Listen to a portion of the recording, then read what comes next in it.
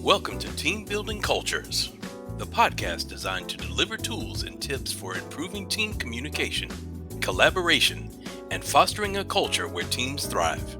Now, here's your host, Beverly Hathorn, owner of Strategic HR Consultants.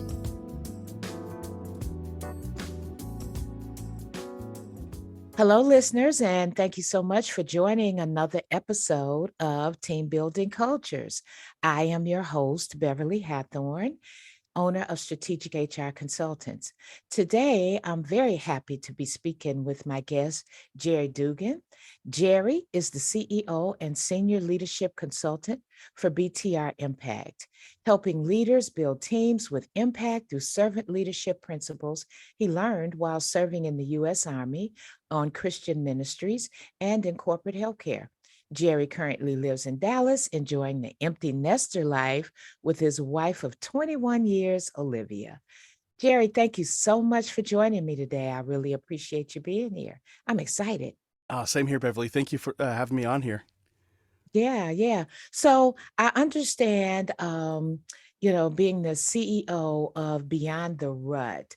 So tell us a little bit about what that is and how that impacts us. Yeah.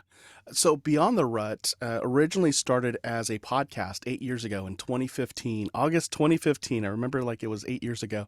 Uh, so myself and two buddies from the men's ministry space, we got together and we said, we want to create a podcast that will inspire and equip men who are about our age. They're married, they've got kids, they have a good career progression going in terms of they're probably in a manager role. They're probably going into a director role, and they've got their sights on becoming an executive. But despite this trajectory, they feel empty inside. They're not fulfilled. They're not living a meaningful life for themselves. So how do we share encouraging stories and insights from others who've been in that rut, been in that place, and then found success in their career while also having their faith and their family intact? So that had been the show for 8 years. Published a book based on the show, Beyond the Rut, Create a Life Worth Living in Your Faith, Family, and Career. And what I didn't expect when I started that project, that was about 7 months ago, prior to us being here right now, I didn't realize I was going to be leaving my corporate job to start my own business doing leadership development, because I had this realization as I'm working on the book, as things are unfolding at work, I realized I was in my own rut, that I had put on the golden handcuffs in a sense, and I was putting up with a toxic work environment for the paycheck, for the career progression, and it was taking a toll on my family. And my wife and I, we had a discussion, and she simply said in the end of the discussion, I want my husband back. He hasn't been here in the last year and a half, and I'd love to have that guy back. I'd love to have his bounce and his step back. I'd love to have his cheerfulness back.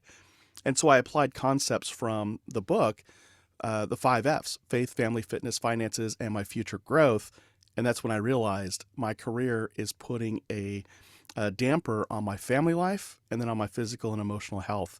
And so that's Beyond the Rut, the origin story in a sense. How did that become BtR Impact? Well, I took a look at my skill sets, the things I was passionate about on top of Beyond the Rut, and my skill sets and my job experience had been around leadership, helping other leaders become stronger leaders, inclusive leaders, servant leaders. And I realized that's my passion, that's my jam.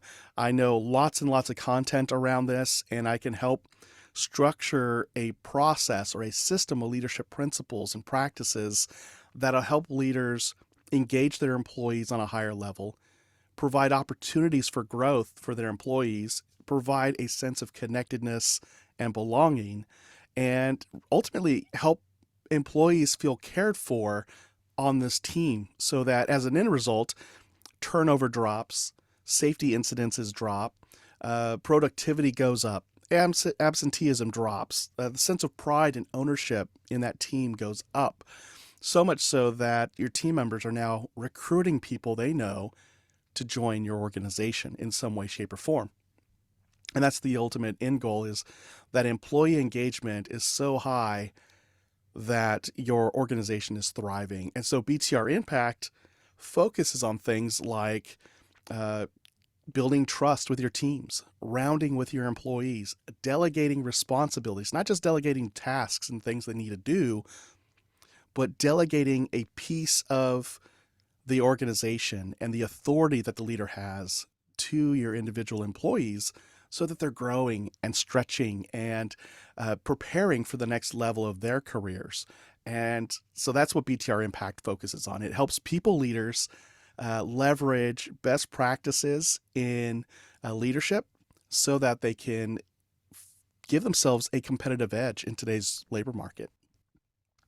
Oh, wow. That is really so relevant, Jerry, because especially when you talk about building trust and delegating responsibilities, we need to let our employees understand how they impact the organization. Now, you're not just another cog in the wheel, turning the wheel of this huge machine. You're actually, your input, your presence actually helps the organization move forward and obtain their goals. And how do you do that as an individual? So tell me, what are the benefits of delegation in the workplace? Mm. There are a lot of benefits when it comes to delegating in the workplace. On a personal level, as a leader, I get to take vacation, and, and I can sleep well at night while I'm on that vacation because I trust my team can problem solve. They know my intention when it comes to getting the work done. They know the organization. They know their role, and then they also know their level of decision making when it comes to issues that come up. So the benefit to me is I get to take vacation and enjoy the week or 2 weeks I take off. I get to leave at the end of the day knowing that I don't have to worry about work until I come into work the next day. Uh, so my own personal well-being as a person, as a leader, is much better because I'm trusting people to do the work. So that's one benefit. The other one is if you look at all the information out there on employee engagement, quiet quitting, why 2022 saw one of the highest resignation rates, more so than when we said 2021 was the great resignation. I think something like 55 million Americans quit their jobs, or 51 million Americans quit their jobs in 2022 to go on to another organization that paid more, offered more flexibility. And in the exit interviews of these 51 million people, of those who responded to them anyway, the trends had three big pieces to it. The first one was they wanted more flexibility. So if the job could be done from home, these employees wanted to be able to do some or all of their days from home. Now, on the flip side, another reason why they left was they did not feel connected to the work environment or the people they work with. So you got to find that balance of how do I provide flexibility in schedule and provide that sense of connection to the organization and to other team members. But the third thing is what really stood out to me, and that was the sense of a lack of growth opportunities in the organization. So when we go back to that question of what is the benefit of delegating to your employees, you're providing growth opportunities. So not just like saying your job is to check the mail every day, but really like your job is to conduct an analysis of our budget spending for the last 2 weeks and help us decide what do we spend money on in the next month. And I need you to do that every month. Or, hey, you're in charge of this specific standing meeting that happens every month, and here's the objective. And you're handing off these responsibilities that it belongs to that individual you've handed it off to. They eventually get to make the decisions based on a ladder that you provide. And by doing that, you're providing them with growth. It may not be an immediate promotion for them, but when it comes time to be considered for a supervisor role or a manager role, hopefully you've been providing them with responsibilities and decision-making experience that meets the leadership competencies for your organization. So if good decision-making is one of your leadership competencies in your organization, and you give somebody a responsibility where they're making decisions on their own, you're helping develop and grow that employee for the next level. So the benefit is you're creating a leadership funnel as well as holding on to your top talent. And you get to sleep better at night. So those are the big three. I see, I see. And those are three awesome benefits, particularly when we talk about the growth opportunities. Employees, in my opinion, everybody wants to do a good job, and everybody wants to grow and get promotions and learn more, have more responsibility. It just fulfills some inner need that we have, to take on bigger and better things. It's a personal satisfaction that you get from that growth. And so I can see that being one of the big three, so to speak, that employees are leaving. I can also understand the flexibility portion, because the working from home or work from anywhere, as it came to be known, is a trust opportunity for leadership. If you can create the infrastructure to let that happen. And we've already proven we can create that infrastructure when COVID hit and hit so quickly. Many businesses were able to pivot from a concrete building or a standard workplace to working at home. They got the equipment, they established the processes, they were able to implement different a pivot in the way the business works to manage that. So if you can do that, and that made employees so happy because now they don't have to fight the traffic. They get to spend more time with their families. Not that they're spending time with their family while they're working, but the time that they would be in commute is time that they get to spend with their families and spend at home. So, and it just gave them a sense of, my employer trusts me to do my job, and I'm going to do it. So I can see those being big things for employees, and Yeah. definitely, a concern. So, what are some limiting benefits that leaders have with delegation, and how can they be addressed to minimize the negative impacts? Ah, now I don't know about limiting benefits, but I know like limiting beliefs.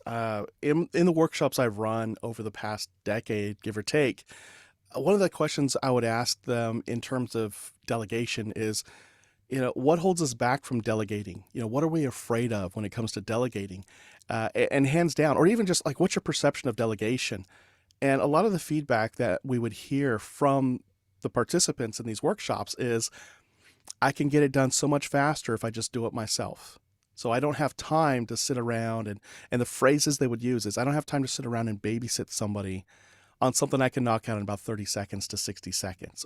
In their mind, that's how long it takes. The reality is they're switch tasking. They're taking a few minutes to get away from a task they're already doing, a couple of minutes to get up and running for a task that they need to do, and then they got to switch tasks back to what they were doing. So really, to do something that you think could be done in 30 to 60 seconds could cost you 15 to 30 minutes of your actual time, because you got to get to your computer, or it could cause delays.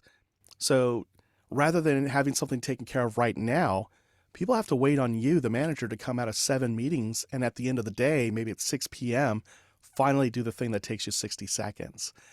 And the reality is, you could have given that deliverable 6 or 7 hours ago if you trusted other people to do it. So that's one limiting belief, is that I could do it faster myself and I don't have time to teach somebody and babysit them. And the second one is, what if I delegate it to somebody and they do it wrong? Well, chances are, if they're learning a new skill and a new responsibility, they are going to make mistakes. So having grace in place so that you're allowing them a safe place to grow, to learn the hard way, and protect them. Let them know that I'm not going to throw you under the bus because of a mistake. We're going to learn together. We're going to grow together. So that's the other one. And then the third limiting belief might be, I expect it to be done a specific way. And because it's not being done a specific way, the way I like it, I may take it back from the person that I delegated to. And if you want to undermine the efforts to build trust and a sense of belonging, not just like negate it, but create a negative, Mm. give somebody a responsibility and then take it back. You're going to lose somebody within months. They probably quietly quit in that moment when you take something away from them. So, yeah, getting past that myth, you can do it faster if you just did it yourself. Trusting people to give them space to make mistakes as they learn. And the third one is to really release that ownership, like allow them to do it their own way. It's my wife would often ban me from doing the laundry or from doing the dishes because in her eyes, I did it wrong. It's like, no, the clothes got washed, cleaned, folded. I even used the fabric softener stuff and made it smell good. So everybody knows I'm married because there's fabric softener. And the dishes, they're clean, they're sanitized, whatever it is. Just because I didn't stack the dishes the way you would, or because I didn't fold the t-shirts the way you would, that's not right or wrong. It's different. And I would even point out, like, if we fold it my way, we could actually stack all the t-shirts into this one drawer instead of two or three drawers. You don't have to get all these extra hangers. And uh, I still got banished from doing laundry, but the point was kind of made. Like, if you want me to help, expect me to do it my way or a way I feel would still get the job done within the parameters given. And so those are sort of the limiting beliefs that leaders can have when it comes to delegating. I can do it faster. They're going to make mistakes. And what was that third one I was just talking about? Oh, My way. they're not going to do it my way. Yeah. Yeah, I can perfectly see that, and I'm actually in alignment with that. When I first became a manager, first level manager, I made one of those critical mistakes. I had a really high performer on my team, and he did a really great job. He and I had a wonderful working relationship. Not only could I count on him to do what he was responsible for, he was my go-to in times of crisis or a problem. Well, I went to him in a time of crisis and asked him to take care of something. And because he did not do it my way, I was not happy and I expressed that discontent. Well, to say that he quiet quit at that moment, I mean, I literally saw the energy drain from him. I literally saw that happen. I immediately knew that I had made an error, a serious error. Unfortunately, this employee did not allow me to correct it. And for the remainder of the time that he was on my team, we never rebuilt. We never came back to that place that we were. So I lost huge. That was a big impact for me. And I kind of learned several things. And one is that trust your people. You've hired them, you've vetted them, you've trained them, let them do their job, trust your people. And just because they don't do it your way doesn't mean it's wrong. This is actually where the creativity and innovation happens. Yeah. This is where things actually get better. Potentially, this is, and even if it doesn't get better, take their way and your way and put that together and make a better way. Yes. But this is where you're limiting all the creativity, you're limiting all the innovation, all the things that they bring to the table, you're limiting it at that point. Yeah. So that's a big loss. That reminds me of one of my first tasks that I did or things I delegated when I was at my previous job. So this is about 4 years ago, almost 4 years ago. I was tasked with choosing a coaching model that we could teach to the managers and above in the organization. And the parameters were it has to be grounded in a best practice, a commonly accepted best practice, like the GROW model or ATD has a coach model. Mhm. Fierce Incorporated has their own coaching model. So, like, take one of these best practices and adopt it and tell me why we're adopting it. That's what my boss wanted from me. And he gave me something like a stack of 7 books, multiple articles to read. I could tell he already had a decision made on what he wanted. He just wanted me to echo that decision. But that's not what he said. That came out later when we had our discussion, and I realized I didn't do what he wanted verbatim. So Mhm. there were a couple of things. He wanted me specifically to be the person who did all the research and made a decision. I didn't have time for that. I was still learning my job. Well, I had an intern walk up to me. She was in the last few hours of her internship, and this is what got her hired in my book. But she asked, is there anything she could do to help me? And she was probably expecting me to say something like, I need some things filed. I need some bags prepared for orientation. She was offering that kind of thing. And I looked at my newly given stack of books and articles, and I looked at her and I was like, hey, Joy, what do you feel about coaching models? And she's like, we're studying that in school right now. Great. Do you want some extra credit that applies specifically to your internship? And she said, yes. You don't have to read all the books, but I need you to go through these books, go through these articles, give me 3 best practices based on what you're studying, based on what you've read here, and make your decision to me. What would you choose, and why? And if you can have that back to me in 2 weeks, would that work? And she was like, that'd be great. She took those books. She went into that office. I think she even came in extra days just to read these books. And at the end of the 2 weeks, she gave me 3 models to choose from, pros and cons, not just from their usage, but also from like perspective of the leaders using them. And I presented that to my leader, and he was livid because I didn't do the work myself. I'm like, I'm the director. I have a team, and I leveraged my team, and I'm providing you information. I could speak to all the things in this packet. So that was like ding number 1 in my book. And he kept coming back to one specific model, and I was like, well, if that's the one you want to go with, let's go with that. And he said, no, no, no, no. What I want is our own. I want our own model. I'm like, well, we could have saved time if you said that up front. But let's get back to it. I can delegate that out and have that within a few weeks. He's like, no, I want you to design it. I was like, yeah, I'll design it. You know, in my head, I'm like, with my team, like with the great talent I have, I'm going to design it. Because even the list of 3, it was better than, and the pros and cons were more insightful than what I would have done on my own. And that's because I trusted an intern and I gave her that responsibility. And I was not going to take that responsibility back. So I went back to her and I said, okay, it looks like what we want is a 4th option, and that's a model of our own that fits these parameters. And I'll tell you, in 3 weeks' time, she came back to me with our own model. I had never heard of it before. The elements were a blend of all 3 of these models together with additional support pieces from other communication models. She made a comprehensive, simple to recall, simple to utilize model, but the depth behind it was amazing. And it was by far better than anything I would have come up with on my own. I know my boss didn't come up with it, and nobody else had really seen this. And I presented that to him, and he was just blown away. But he also argued it for about 2 weeks. So it took me 2 weeks to really argue why it's better, why it's going to work for us.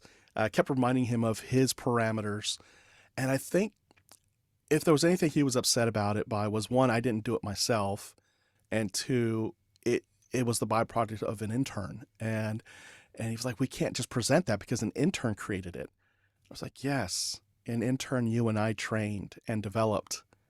So her idea is a testament not just to herself, but the freedom and the support we provided her. And when I framed it that way, he was like, all right, we'll give it a shot. And he became a big proponent for it. And I still remember it to this day because my intern who became my employee still remembered that 3 years later when I was leaving the organization.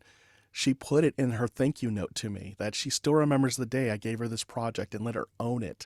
And it was the first time in her professional career she felt like she truly was a professional.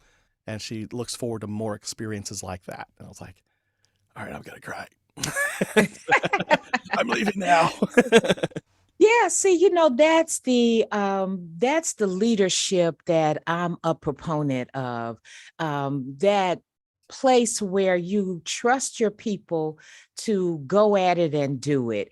And it is the enemy of micromanagement, which it sounds like your leader had just a little bit of a touch of, even though he gave you the parameters, he still wanted you to do it his way. Yeah. He still wanted to like step in there and instead of just letting you get it done.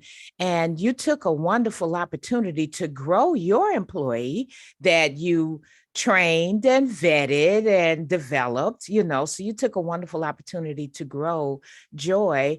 And I'm sure that skyrocketed her. Well, for one, it did a lot for her inner sense of well-being, gave her an opportunity to be trusted and do something really well and do good at it that really applied to her.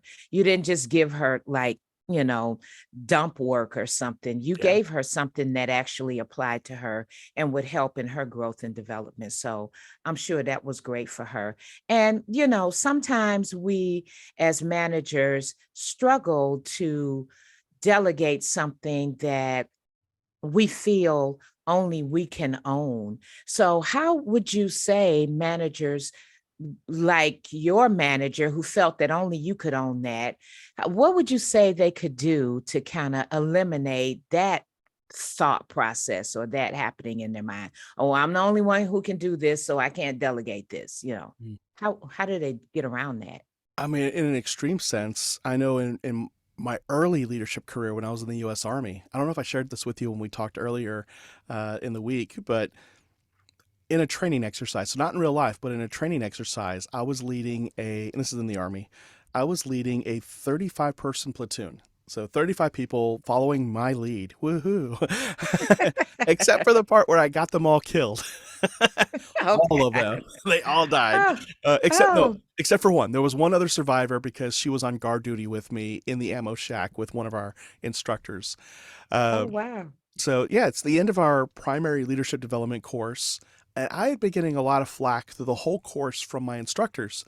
Sergeant Dugan, you need to delegate. Sergeant Dugan, you need to let your soldiers do their job because your role is different when you're in the platoon sergeant role. Your role is different when you're in a leadership role. You don't do the things you did as a soldier. Your soldiers do the things they do as soldiers. You need to do the things a sergeant does. And you need to prepare to be the sergeant above you in case he or she dies or gets promoted and you got to fill the vacancy. So that's your Mhm, growth. You got to think bigger. You got to think whole picture. mhm, mhm. And I don't want to ever see you on guard duty ever again. You have soldiers to assign to guard duty. Your job is to make sure the whole roster is filled, that everybody is equipped, everybody is trained, everybody is briefed, and that the mission as a whole succeeds. So that went on for 30 days. And of course, on day 25, I learned why. And, because I refused to follow these instructions. I was always this guy like, I can't ask my people to do things I'm not willing to do, and I need to demonstrate I can do these as well.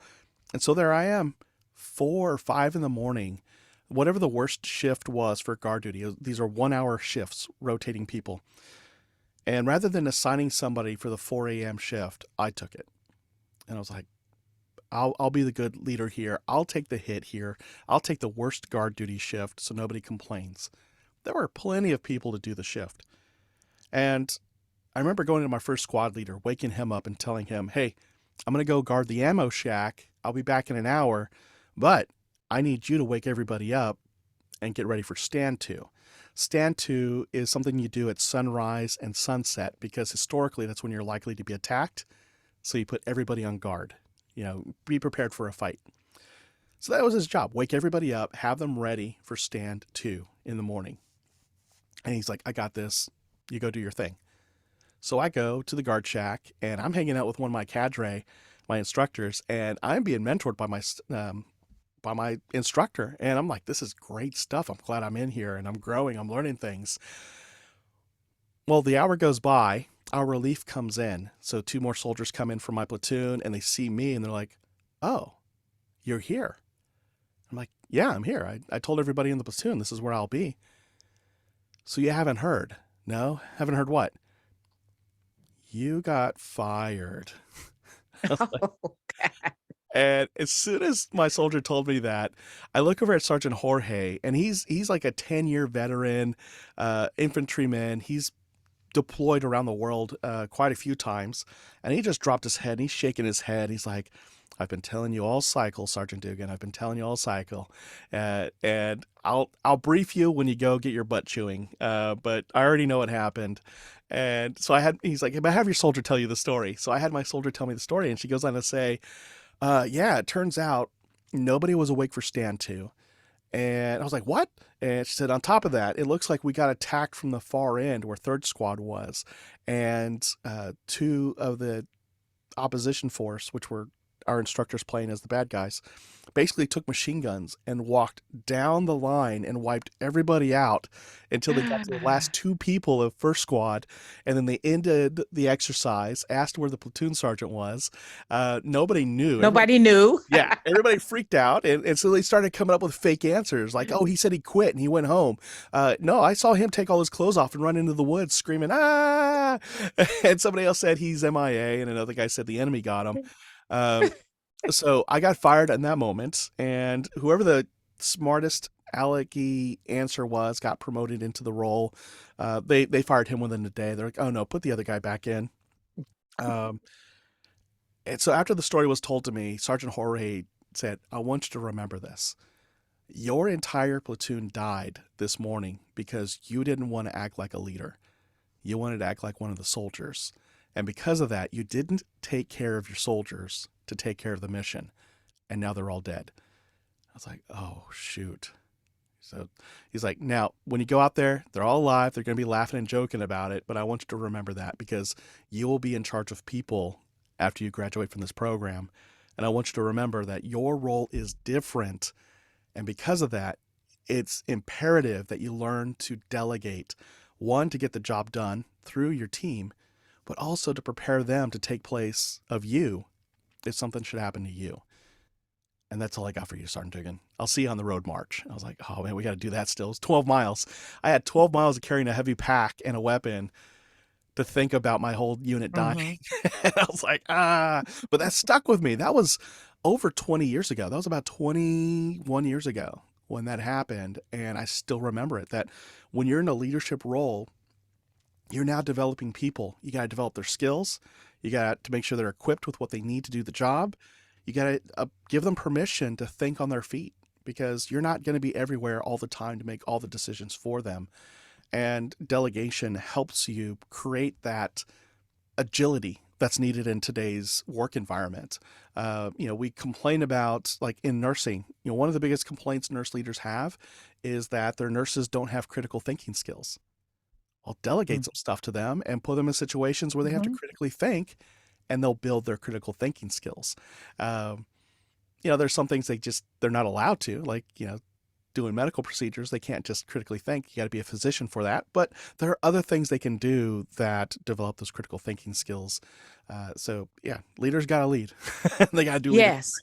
Yes, leaders must lead, and in the course of leading, that was a wonderful story, by the way, quite entertaining the way you described it. And I certainly, again, understand how something like that could happen. And leaders must lead. You're in the position that nobody else is there. So things that will be revealed by your leadership will only be revealed to you. For instance, resources, training, like you said about the nurses and the critical thinking, but also resources. Your team may just have created workarounds or something for lack of certain resources. But if you're in the leadership position and you're actually leading, those will be revealed to you. You'll understand that, my team needs a process or a system for whatever it is, or they need something to help them clear errors. They need resources that list all the errors so that they know, what steps to clear these errors. Or maybe like in my case, in customer satisfaction, where I worked for many years, we needed to have our team understand how to manage irate customers. You don't just automatically send them to a manager.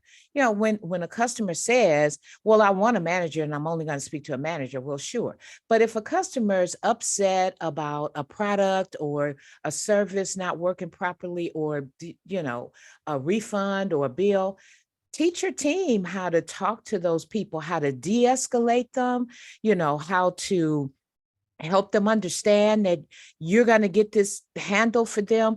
Teach your team how to do that. That shouldn't always have to go to a manager. And that's one of the things I talk about in my workshops, where I support customer service managers in helping build stronger teams. That'll help free the customer service manager up sometime, because they have another job, and it's not just the team or the customer. The customer service manager actually has their own job. And it's difficult if they're always doing step two of the customer service representative's job. So teach them how to de-escalate, give them de-escalation training, help them understand how to spot it before it happens. Just lead them. Yeah. Just lead. Yeah. Yeah. Yeah. We So we get yeah, I easily totally caught get up that. as leaders. We get caught up in putting out fires. That's a phrase I heard a lot in healthcare. Is that I would love to work on these things that are strategic, that are important but not urgent. But I've always got to put out these fires all Mm-hmm. day long. Mm-hmm. And at some point, if that leader takes the time to take a step back and really look at the fires that are being put out every single day, there's going to be a pattern there. There's going to be a consistent, this is the issue that Mm-hmm. comes up every day. This is the fire I keep getting called into. What of these fires can I delegate the problem solving to my team? And it doesn't have to be anything formal. It could be, I mean, if you have to make it formal, make it formal. But what I would start doing, and I have done, is I had one employee, every time there was a technical issue, she would approach me and I would give the answer right then and there. And I'm like, but man, this person did absolutely nothing for the 2 hours it took to get a hold of me to tell me the situation, which had not enough information to begin with. And then what could have been fixed within a minute if the person had the right skills really took like 4 hours of back and forth because I was popping in and out of meetings. And this person chose not to act until everything was set by me for them to feel they had permission to go forward. And so I realized I need to delegate the problem solving to this person. For whatever reason, whoever was before me, and I know better now why this was developed this way, but I needed to delegate problem solving to my employee.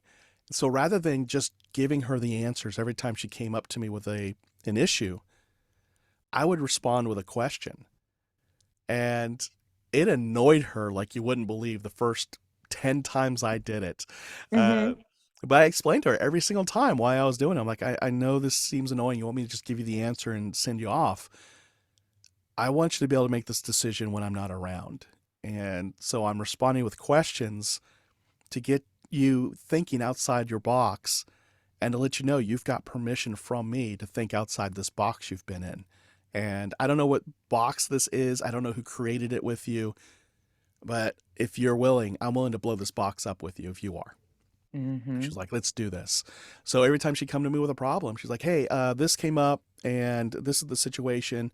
What should I do about it? And I would respond, what do you think we should do about it? Based on this parameter, and this parameter, what would you do in my place as far as the decision goes? And she's like, well, I tell them to do this. Great. Uh, what would that look like in terms of the customer's perspective? Well, they'll think I'm blowing them off. Okay. So what can you do that would take care of the problem and make the customer feel like they were taken care of? Oh, I could do this, this, and this. Oh, I like that. Yeah, can you do that? Is that hard to do? Do you have everything you need for that? Yeah, I've got everything I need for that. Great. Let me know how it goes. And then I'll hear from them later on. Oh, it was great. I called them back. I gave them the solution and they asked if they could do this instead. I said, even better. And it's all fixed. And you've just lightened my load an hour a week every week, Jerry. Thank you so much. I'm like, man, you just Yeah. lightened my load for hours and hours every week because this is, That's great. That's yeah, great. You did a kind of training on the fly there, yeah, to help her grow. And I think everybody wants to grow. We start that as little children, when your children, they want to help you wash the dishes. They want to help you vacuum because they want to do it. They want to learn to do it themselves. And one yeah, of the first things that toddlers start to say and exhibit is, I can do it myself.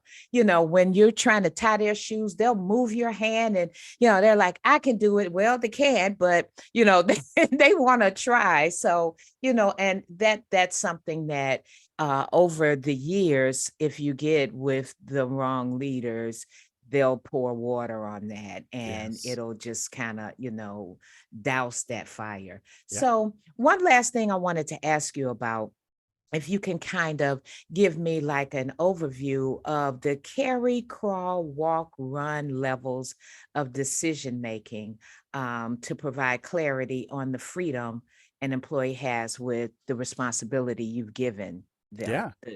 Yeah. Tell me So, about that. so going back to what we're talking about with like critical thinking and delegating decision making, these four levels I drew from DDI as well as Fierce Conversations. It's kind of a blend of both of their models. And so it's four levels of decision making authority that the person you've delegated to has. Uh, Hmm. so at the first level, carry, you're not delegating much, if anything. It's something that you're going to keep the responsibility for as the leader. You're the one making the decision no matter what. And nobody in the organization wants to see anybody but you doing that thing. Now, I did give an example earlier where that directive was given to me and I threw it out the window anyway, but I made a command decision on my own. But these would be things like making a multi-million dollar decision for a big project, like enterprise resource planning.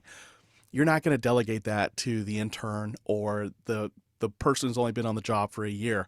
That might be something that is strictly the director or the vice president of that department to be able to make that decision. So carry that level of delegation is you're not giving any responsibility whatsoever. You're keeping that as the leader. Now, what you may do is have that employee come along with you to the meetings. You may have them eavesdrop on the calls. You may include them on the newsletters and the meeting minutes, that kind of thing. But they have absolutely no responsibility. You're only bringing them along for exposure. Okay. You're exposing them to this bigger world that exists within the organization that they may not know about. And by exposing them to this bigger world within the organization, you're accomplishing two different things. One, they now see a bigger picture of how their individual role fits in with the rest of the organization. The second thing, or two, you're exposing that individual to others in the organization. So your new employee or your seasoned employee you're trying to develop for the next level is now being exposed to other executive leaders, other directors. The process of building their reputation outside of the team or the department is now starting. So that's carry. Hmm. Crawl, you're delegating the idea generation. So you go to the person, and this could be something as simple as creating the work schedule. You bring in an employee and say, hey, here are all the employees we have. Here are their job roles. Here's what I do to schedule the next 2 weeks. And I do this every week to prepare. It's always got to be adjusted. What I'd like you to do is design the next work schedule for our department. And when you do that, you know, you decide who's working what shifts. You know, I'll give you access to who's made PTO requests and time off requests and all those things, who's going out for, medical leave without telling you why. But you make a decision. What's the work schedule for the next 2 weeks? And come back to me after you've made that decision. So you're letting them develop their decision making chops without throwing them under the bus. So they're making the decision, what's the work schedule, but they're not exactly posting it yet. So before it gets posted, they come to you, and now you're using that as a teaching tool. So tell me, why is this person here for Monday through Friday? Now, I see that you put them here. Why did you put them there? So you're having them think through the why. And then you give them some additional information, and they start to see, oh, this is how Jerry does this. And so that gets them to consider the bigger picture. You know, a lot of times somebody new in the leadership role just thinks they can just plug things in and then, follow the rules, but they don't see all these little nuances that come into play. And so it helps them think about the ambiguity of a situation, not just the cut and dry, this is the policy. So that's crawl. You let them do some decisions, make some decisions, but before they actually act on the decisions, they come back to you, they get some coaching, help refine their decision making process. Walk is you see it, go do something about it, but then come tell me what you did. So I'm delegating the tasks that go with a responsibility area. So you can go and you can make the decisions you need to make, but you also need to come back to me and report what happened right away. I know in the medical field, I don't know about in other areas, but in the medical field, they have like these standing directives. So if I'm a nurse and I see the signs and symptoms for septic shock in a patient, I have the authority to recognize those symptoms, enact the treatment protocol, and then, but after that, I've got to inform the physician and my manager about what happened, what I did, and what's the current status. So that's an example of walk. I can see a thing, make a decision, go do the thing, but I need to go also report it to my leadership so that we can make sure that everything is fine. Run is it's completely mine. It could Okay. be, yeah. So it could be a project. So, maybe my leader makes me a project lead for implementing a training program. So it's mine. I select who is on my team. I draft the learning objectives. I draft the training format, the tools needed, the budget needed, all those things. And within certain parameters, I can execute on certain things without having to check in with anybody. And that is mine. A salesperson doing a sales route, that's typically a run type of delegation. I reach these people every month. Here are the parameters, and I don't have to necessarily tell my boss after every single transaction what I've been doing, or even every day. I might check in once a week, every 2 weeks, and it's just an overall update.